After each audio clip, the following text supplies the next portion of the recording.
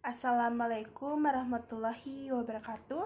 Yang terhormat Bapak Yuyus Kardiman dan Bapak Fauzi Abdillah selaku dosen pengampu mata kuliah Perspektif Global PPKN.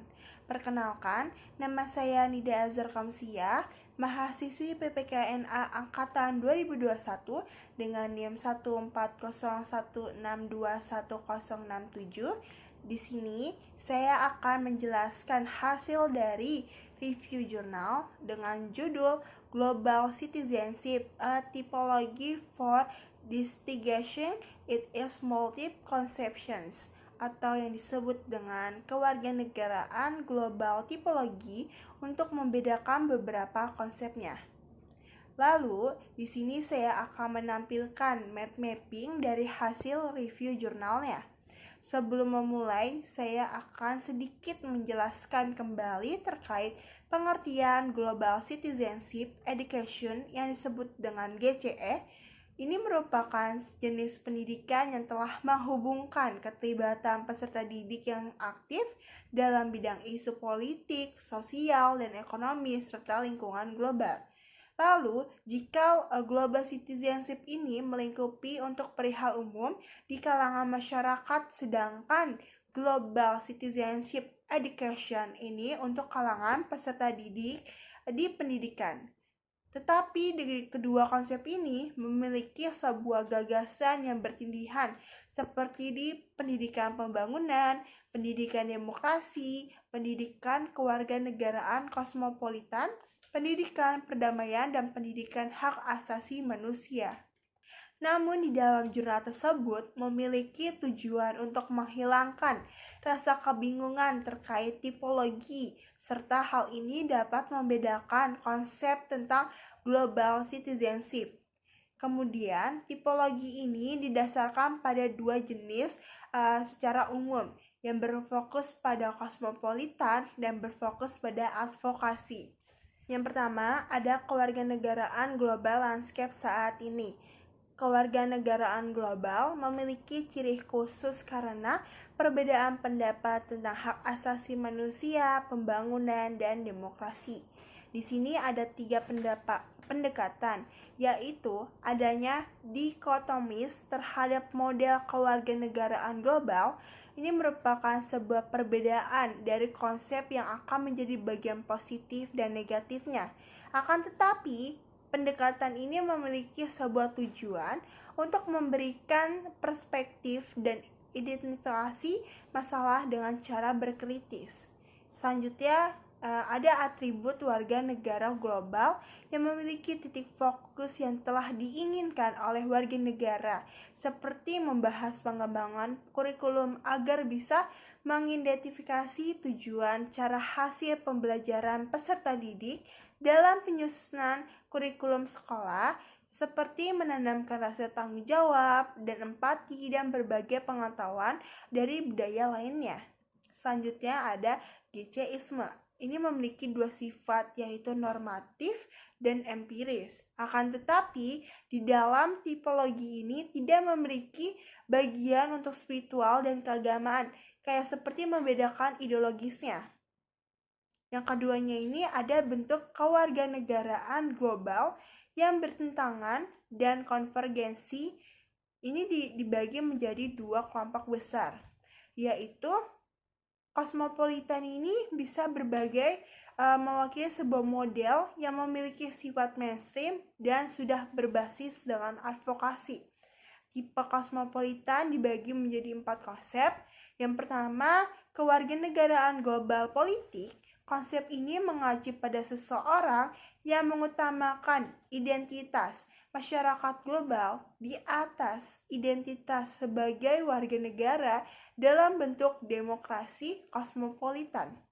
Yang kedua, kewarganegaraan global yang bermoral dapat membantu memahami hak dan kewajiban sebagai warga negara serta mampu menyelesaikan permasalahan yang berkaitan dengan kewarganegaraan, seperti persatuan dan kesatuan bangsa, menjaga nilai dan norma, hak asasi manusia, kekuasaan, dan politik.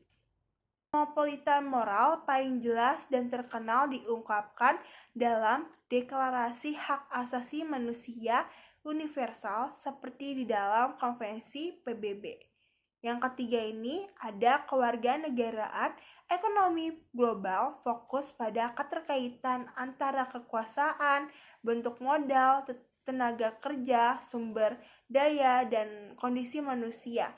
Seringkali disebut dengan pembangunan internasional. Selanjutnya ini ada kewarganegaraan budaya.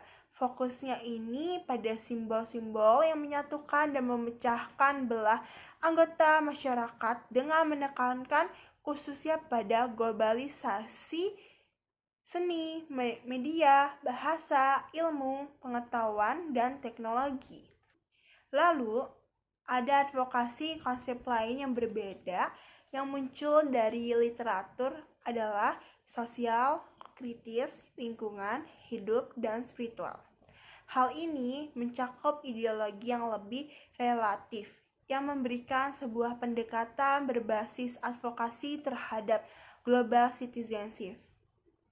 Kemudian ada bagiannya nih, yang pertama ada kewarganegaraan sosial global, yang telah berfokus kepada hubungan antara individual dan kelompok terhadap suara rakyat yang telah disebut dengan masyarakat sipil global.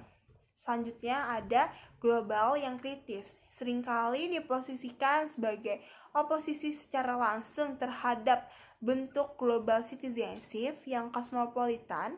Konsep ini pentingnya membangun sebuah pemahaman global bagi generasi muda, terutama dalam era globalisasi yang semakin kompleks.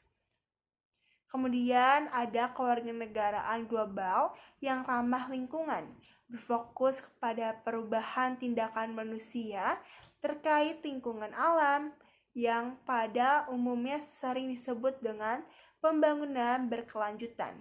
Di beberapa lokasi seperti hujan Brasil, hak-hak masyarakat adat atas habitat alami dan budaya mereka yang seringkali dimasukkan dalam upaya konservasi lingkungan, misalnya di UNESCO dan program lingkungan PBB. Lalu ada kewarganegaraan global spiritual. Kewarganegaraan ini mengacu pada konsep di mana seseorang lebih mengutamakan identitasnya sebagai anggota komunitas global dibandingkan identitas sebagai warga negara suatu negara. Konsep ini berkaitan dengan kewarganegaraan global dan telah dipelajari dalam konteks respon keagamaan terhadap globalisasi. Penguatan nasionalisme dan rasa cinta tanah air di era global juga penting untuk menunjang kehidupan manusia yang secara ideal. Yang terakhir ini nih ada bagian mengevaluasi kurikulum pendidikan kewarganegaraan global. Ini ada 3 dimensi. Yang pertama, antecedan. Antecedan ini memiliki fokus terhadap visi yang ada di masyarakat, terhadap posisi kurikulum di sekolah yang telah mencakup terkait waktu yang sudah dialokasikan dan ide-ide yang mendasari isinya. Selanjutnya ada transaksi yang berfokus terhadap pertemuan yang telah ada di kurikulum, seperti rencana yang akan terjadi di dalam sekolahnya maupun di dalam ruangan kelasnya. Hasil dari memiliki dampak yang lama dan pendek telah digambarkan di dalam kurikulum tersebut. Setelah saya menjelaskan semua konsep yang ada di mind mapping, saya akan memberikan kesimpulan bahwa tipologi yang dihasilkan memberikan sebuah perangkat yang sangat ampuh untuk menganalisis dan membedakan sebuah kebijakan yang didasarkan pada kebutuhan untuk mempromosikan global citizenship dan konsep serupanya. Sekian yang dapat saya sampaikan, kurang lebih mohon maaf. Wassalamualaikum warahmatullahi wabarakatuh.